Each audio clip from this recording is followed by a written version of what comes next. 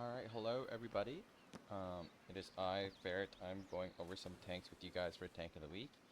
Unfortunately, due to some technical difficulties and a lot of preparation for the Onslaught's Legends Cup, we have absolutely neglected making some videos for you guys, but we are finally back. So I'm here to do Tank of the Week this week for Batchat and the 5A. I thought as a bit of compensation since, obviously we missed quite a few weeks, I'm going to do both the two top voted tanks, and then obviously we'll pull up 3 more for next week and try to stay on track. So this week was the 5A and the Batchat. So quickly, I'm just going to run over loadouts. So in the 5A, this is definitely what I would run, HP Rammer Stab. The tank is kind of fast enough, but, its gun handling isn't good enough to say, for example, to drop the V-Stab and run a turbo. So you're definitely going to want the HP unit. If you have it, run experimental HP because this tank does have some module problems. In terms of the loadout I'm running here, I don't take the suspension one just to try and avoid getting one-tracked. Always take this one on the left with the aiming circle size. I'm taking the view range, the forward speed obviously to get to position faster, and obviously be able to rotate for that late game damage. And then for number 8, I don't take the 2% vehicle hit points just because I want to keep the gun a little more accurate. Doesn't make a huge difference, but then again, neither does 2% on your HP. It's not massive. Now, if you're playing competitively, you probably want to take that 2% because of the way brawls happen. They're very close range, and your HP does matter in those scenarios. So I would definitely recommend taking that field mod if you're playing competitive. We'll quickly take a look at the Batchat as well. These are the two loadouts I run on the bat. Aiming unit, bent stab. This is when you're really sniping. You don't need any of your hit points. And you're purely playing off as a sniper. And then this is your kind of more brawly maps where your gun can afford to be a little less accurate. Obviously the Batchat is getting buffed in this next patch, which is going to make it a lot better, but I still think these will be the two loadouts you run. Something important to note about the Bat is to have 2 proper ammo loadouts. So this is, the kind of ammo loadout I would run on a very city heavy map, and this is the ammo loadout I would run on a more open map. Obviously, as the next patch comes in, that's going to change because you have 50 shells, but for now, obviously the Bat having limited ammo, you need to be a little careful in how much ammo you bring. And then the 5A, not so much. Just bring a lot of heat rounds, obviously. Gold is the way to go, unfortunately. And then bring some AP and some HE. So without further ado, we will get into some games. Map bans wise, I mean, these are the maps I just really dislike playing. You can make it a little more specific depending on which of these tanks you were playing, but otherwise I would just kind of keep the usual map bans. In general, Oyster Bay, once again, with changes, is getting a lot better, but right now I would say Oyster Bay, Airfield, Overlord, Safe Haven for some people. Those maps are all pretty terrible a lot of the times. So kind of revolving around those maps are the ones you're going to want to avoid. Alright, so we're in a matchup on steps. No RD, few light tanks. Nothing too particular about this lineup that I'm really taking into account that's really going to make me decide where to go. This is probably for me going to be an aiming map because steps, it's not one where I really have a lot of opportunities to push until the later game anyway. So I'd rather be able to hit my shots at range, especially while I'm trying to get cheek shots around the start and the middle of the game. I'm going to offer going to F2 here. Some other positions that people enjoy to play is, when you knock down the trees over here, be decent and, clip that crossing. But I like to play F2, especially when there's light tanks as well, because, we can catch this kind of H-line crossing and then also back off the backside of the rock and clip anything that my light tank spot in the middle. So yeah, things like this C100, once we get to this position and we're loaded, we should be able to fully clip into, or not, because the 4 can one-shot them. So instead, we're going to look for this angle at the start. There, 4005 is playing in front of the base, so I don't need to worry about getting a one-shot, which is nice. And one thing I like to do on this bush is you can actually go despotted when you're clipping the crossing. But you need to make sure you obviously back off the bush. Yes. So what I'll do is I'll sit right on the edge of where it turns transparent or not, and then poke forward or back, obviously if I'm clipping or not clipping across. Fortunate shot there. Nice. Just get one more into him with some pushes, just make sure we defend, since we're loading for a long time anyway. Nice. I get a first few free shots. A little unfortunate that ended up clipping at that AMX when they were all going to cross like this. Same with the 780 shot, but it's okay. We can never complain about 3 shots at the start. up here, because likely what's going to happen is this Batchat is going to need some cover from this 268, potentially others. So we want to get ready for that as our next clip, or potentially the 752, 452. Looks like they've managed to absolutely implode the Batchat. I'm thinking about intuitioning to a heat clip here. I am going to intuition to a heat clip here before I start shooting. One thing you can do is knock down this tree. That tree, for some reason, gives an absurd amount of camo. I don't know if you've ever been playing out wide here and trying to shoot somebody sitting in that tree, but it is literally, like, impossible.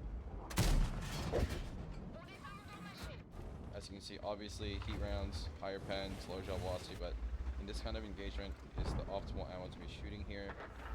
In front of heavy tanks, normally you want your gold shells for, and then when you're sniping, you can be using those nice high shell velocity PCR rounds. Yeah, I guess crossing, unfortunately, kind of screwed up my gun pressure thing. Otherwise I could have maybe got a shot on him crossing. But the enemy team definitely does have the advantage here, so we're definitely going to be patient here. Our teammates are probably going to collapse here, try and get our last 4 shells out of this clip, and then retreat further back into a position where we can have a little more distance between us and the enemy team. I'm going to take that shot because Bat does have a kind of long interclip, so if I get a decent chance to take a shot, I'm going to take it. So then that way I don't have to be here as long once this flank collapses. I'm going to get a better shot than that before this Type 5 dies, so I'll be a little more patient. My team is winning the other side of the map quite significantly. We might just end up taking the shots of this 268.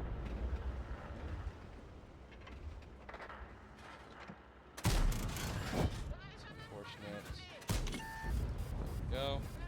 And now we are slinking out of there because obviously this is going to be hard to hold. And now comes the decision making in the middle of the game, where this is like where you make or break your games in the bat. So right now we have a decision to make. Should we be covering our Type 5 and holding this flank, or rotating to the other flank, maybe driving in the middle down the 0 line? Looking at the HB in the situation, so everything on the enemy team is spotted. We've got the Caxton K0, which is probably going to die because he's pushing him. Plus, if he backs up, he's going to get shot by a lot of my teammates. EPR Leo, which are probably playing in, these positions back here. So even if I rotate over there, I'm just going to be pushing into people behind holddowns in safety. So definitely have enough cover to play here, where I am now. And I definitely want to be receiving this push rather than pushing through. And the back gun actually behaves there. And I do have like the 1-to-1B and the FE to cover me. So if they do come over this line, I should have some cover. Which will be very helpful. So the back gun actually goes 5 out of 5 there. But yeah, I mean, this is like the power of any autoloader, right? Especially your Batchat, your TVPs. Getting the way that we were able to stay there and quickly rotate out, but still give a burst of damage as the flank's collapsing, really is the strength of the Bat here. I don't think in any other tank you could do that, like what we were doing here. You know, give a clip on the cross, clip as your team's dying, and with the back gun handling buff, that's gonna like this game could already be at 4,500 damage if my gun behaved a little more. And with the buff, it's gonna be amazing. I cannot wait for this tank to be buffed. I'm not sure if any of you guys have, like all of you are aware of it, but so many players have been talking about it. This tank is going to be amazing after the buff.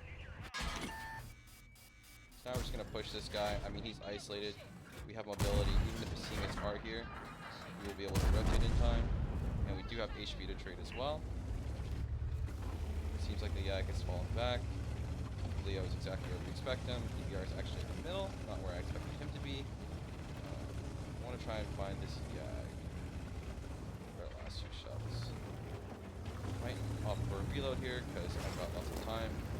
That's another thing, is with the Bat, you want to manage how and where you're going to get your last clip. So in this situation, my teammates aren't anywhere near the enemy team yet. They're not pushing in. I could sit there and hold the 2 shells, or just take the extra 30 seconds to reload, because in this situation, it's not like if I'm reloading, my team's going to go kill them all. Obviously, we're in a very advantageous position to win this game, so I don't need to necessarily worry too much about the win.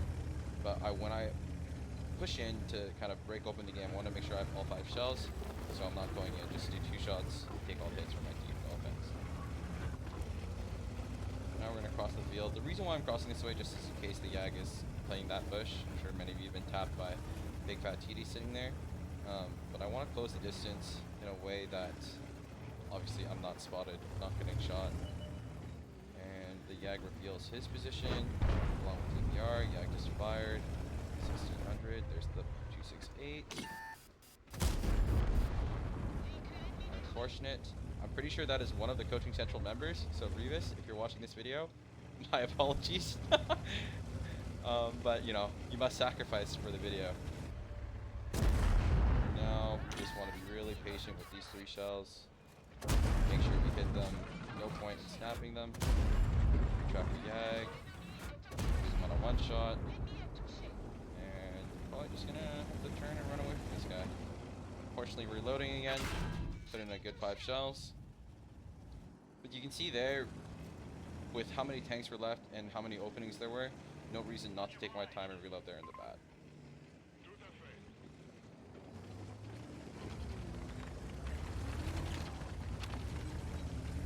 And I'm sure many of you have played this tank, and you know this tank has been in the game for God knows how long. It really is. It is really missing this buff. Like, this tank is already great, but, or, well, I wouldn't say great. It's okay right now, but it could be amazing, which I'm really thinking it is, judging by the stats of how it's performing on the test server and the way they're buffing this tank. So seriously, I don't want to like, I don't want to keep overhyping it, but if you haven't played a Batchat yet in 2024, like you just never own the tank, now is a better time than any to get the tank. Headshot. Well, I ego for the Yag because there's not too much HP left in this game, and if we kill him, we're able to go push Leo. I guess you could argue it was a bad poke, but we didn't quite shoot in time, and unfortunately we were out of gold. There's another kind of drawback of the Batchat is it doesn't have too many shells, so unfortunately we're not able to pick up the Yag. Had to aim for a little bit longer. As you saw, I couldn't put the lower plate at that angle. We're trying to adjust for the superstructure. Don't quite get it in time. The guy turns, hits a nice shot, but it seems like our team has this one in the bag. Obviously, we had a big contribution to this game, but you know, this is one of those beautiful back games where there's actually time to rotate and get clips, and you know, the gun actually behaved as well. So, pretty nice back game, 6.5K. Nothing to complain about. 4 kills. Could have got a little bit more at the end, but I think relatively optimally played and a pretty like amazing example of when the bat works. The power of having a 5-round 2000 alpha clip on a mobile tank.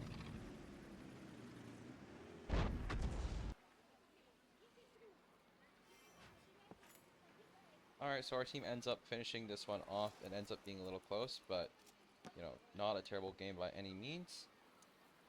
Definitely some nice shots all over the place. You know, got some nice clips, isolated situations where the Batchat thrives. But that's going to be it for me in the bat. I think I want to try and keep these videos a little shorter, especially since we're doing 2 vehicles today. And just, you know, kind of make it like a quick review thing. If you guys want us to go more in depth, then let me know, but I feel like the videos can sometimes get a little long, especially since we're reviewing like, you know, your loadouts and stuff too, which is going to take a few minutes. Plus, especially in like that game in the bat, that really is the bat in a nutshell. There's nothing really else to it. Some people use it as a spotting tank. I mean, I really think the joy in playing the bat is to use it as a damage dealer. If you want to play a more spotting tank, maybe play something like the 13105 or, you know, commit all the way to like the EBR and just play for spotting. Right? If you're in a Batchat, I feel like the whole point is that gun and that clip, and that game really did showcase exactly what happens when you're able to find opportunities to get multiple clips in the bat. And even with its kind of gun handling nowadays, pre-buff, we still managed to get 6.5K out. So now we're in the 5A. We're on Studs Yankee. Studs is a very iffy map for a lot of people. And I think the reason why a lot of people struggle on this map is they don't have patience. This map really is one of those maps, kind of like Airfield, where if you commit a little too far, you're ending your own game very prematurely. A lot of the times, you just need to be patient. There's nothing you can do, and people want to make plays to win the game, but sometimes you're playing for the enemy team to make mistakes, not for you to necessarily make a game-winning play.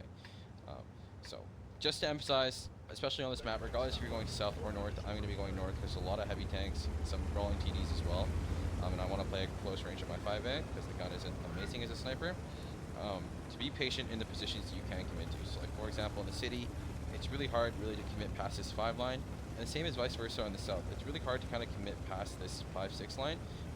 If you've ever seen people try and commit into here or here, it ends up being a death zone because of like the bush buildings, like the bushes on the side of the buildings that you can't really contest. So really just being patient and waiting for there to be enough enemy tanks that have been destroyed to find your opening is going to be your key on this one.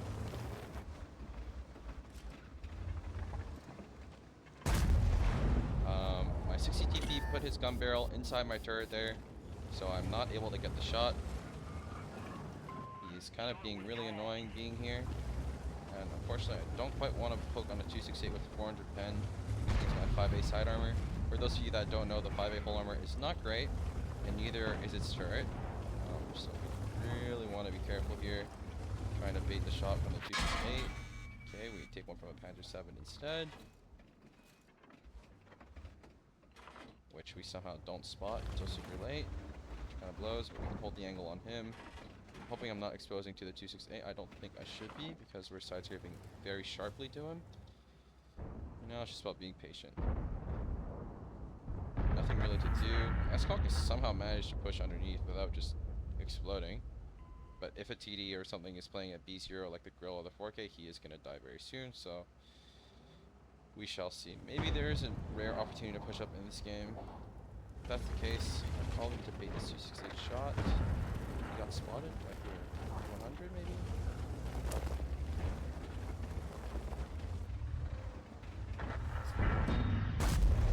Managed to snap a really lucky shot into there. I just kind of flicked down towards his hull because in that situation there's no way I would be able to pen his upper hull, just due to the fact that the upper hull was completely turned away from me. 705A is kind of looking for us. Let's see which way the 268 is looking. Seems like he's aiming for the E100. Get a cheeky shot into him. 7's pushing up here. 268's fired. So now we want to close the distance because our team's been able to take these positions. We're just going to start cross-firing these guys out and putting them under a lot of angle pressure in terms of where they can play and cannot play. 268 unfortunately pens us. And now we need to start being really careful with how we trade our HP, because we're getting to the point where trading our HP might not be actually that worth it. Unfortunately, the 705A gets across the hold down, which is really annoying. In fact, I may want to go underneath the B line as well.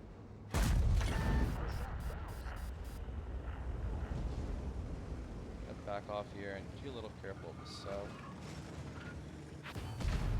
There's the CAC shooting me. Angle our armor towards him and get a lucky bounce. I feel like if you're ever in the open in the 5A, consider everything a lucky bounce. The Sank does not really have that kind of armor. We want to get around underneath to this angle here. We don't want to be crossing like how our 60 TP is. As you can see, that's not working out too great for him. How surprising. Driving sideways across the open does not result in a positive trade of HP. Well, poking with your front into the open also doesn't provide a positive trade of HP. So want to get up to this building though.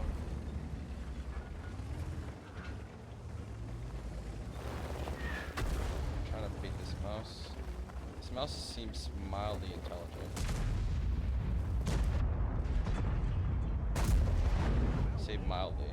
Nice roll there.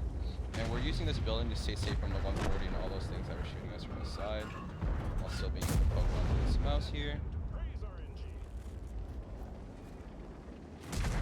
Just being really patient here, because there's a lot of damage to get out of this game, and I don't want to go down to a one-shot just yet. It's not quite worth it with the amount of tanks that are left. I'll be able to get a cheeky shot to this guy. I do end up going to a one. Already trying to shoot him through a building. Do end up going down to a one-shot. A little bit of a greedy poke there, to be honest. I think I'm about to make another one. I don't think there's a TD on the 0 line. Not fully aimed. Don't get rewarded. Unfortunate. AMX M4 is coming up.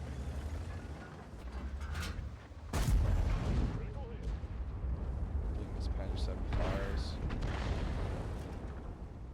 No, he just doesn't want to shoot. Okay, fair enough. Just wants to stare at us. We're not in proxy range of the 705A, but I highly doubt that this bush is effective enough for us to be able to focus unspotted.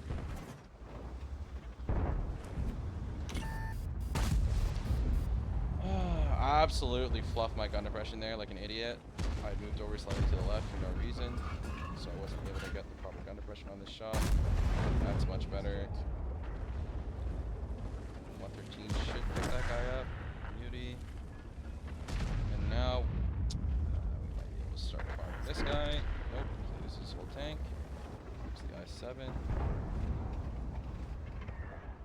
A nice shot on him. And even though we're not being the most efficient here, you can see how fast 490 alpha and a good reload adds up in this tank. Like, it is so quick, the speed in which damage adds up. Go for an outer render shot there as the Cax is moving back and forth. Get the angle, critically bounce off his butt. That is the experience of sniping in the 5A. Nothing you can do about it. This Cax will drive out again, right in that time. And yeah, I mean, we've hit like, what, 9 shots and up to 4.5K already. It really does add up super quick in the 5A. And as much as the gun, a lot of people will opt for, you know, an aiming unit or like vents or something. But as the gun shoots so frequently that most of the time I feel like the gun is accurate enough. And the hit point unit is just so nice for brawling, you know, making sure your tracks aren't like a one-shot to literally everything, and obviously giving you a little more HP to trade since the armor's not very reliable in this tank. I think as long as you are being smart and calculated enough with your trades, and I mean you guys saw both the good and the bad trades this game, you're still going to be fine in this tank. So a lot of people run vents or aiming unit. I think that is a total no-no in the 5A. Definitely should be just an HP tank and be a little more patient with the gun. The gun handling itself isn't bad, it's just the aim time is a little slow and its full aim accuracy isn't that great. And when I say by the gun handling, I mean like its balloon left to right, or when you're turning isn't actually that terrible. The problem is it's just not, it has slow aim time, and when it's fully aimed, it's not that accurate.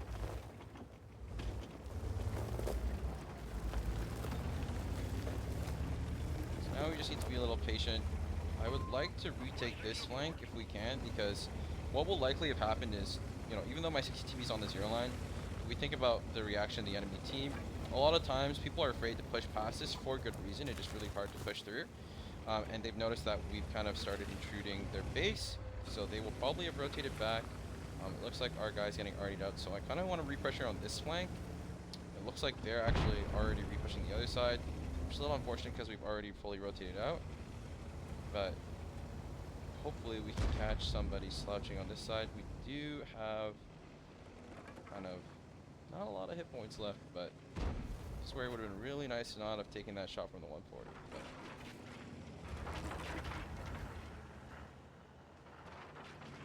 I have a feeling that don't do anything. I want to spot check these bushes really quick. Should get spotted if they're here. Wait for my E100. I mean, my T100 is going to spot if anything moves up in the north, but I do think the opening for damage here is to retake through the south. E100 is driving.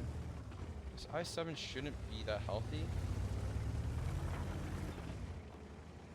I'm hoping that this guy will push and get a little bit of information for me. Some would consider this baiting, but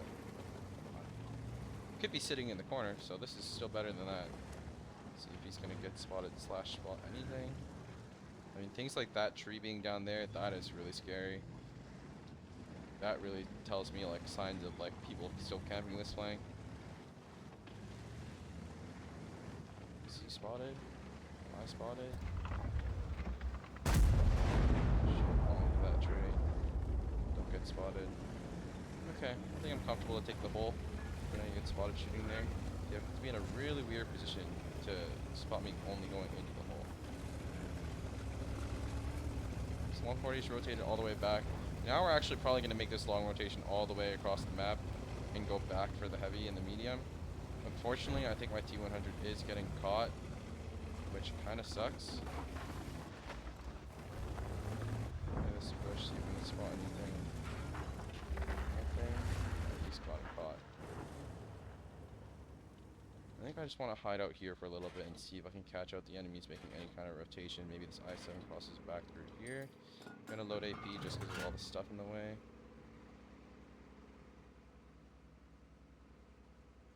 And yeah, this is like, once again, this is Sotzianki. It's just patience, careful in your rotations. I mean, if I had stayed up here, I probably would have been able to farm these guys for pushing my teammate, but normally I feel like the enemy will tend to like just play through this bush line in this area here when they get into a losing situation. But they made a good repush. They were able to pick up the T-100 because, you know, he didn't run in time.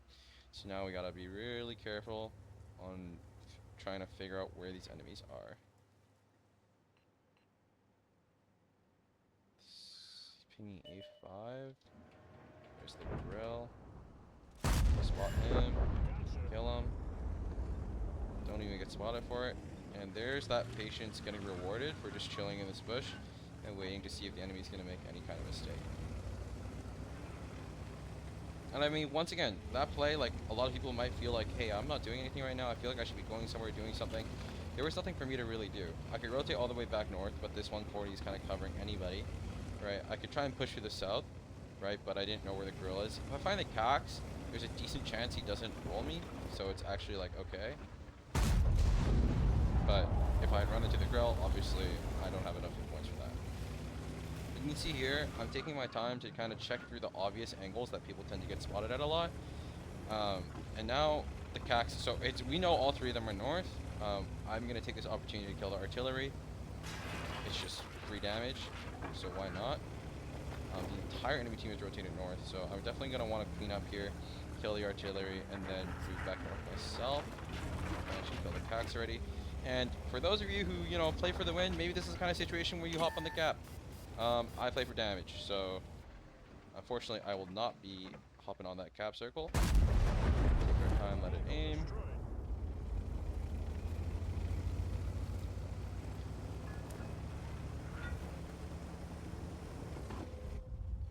That's it.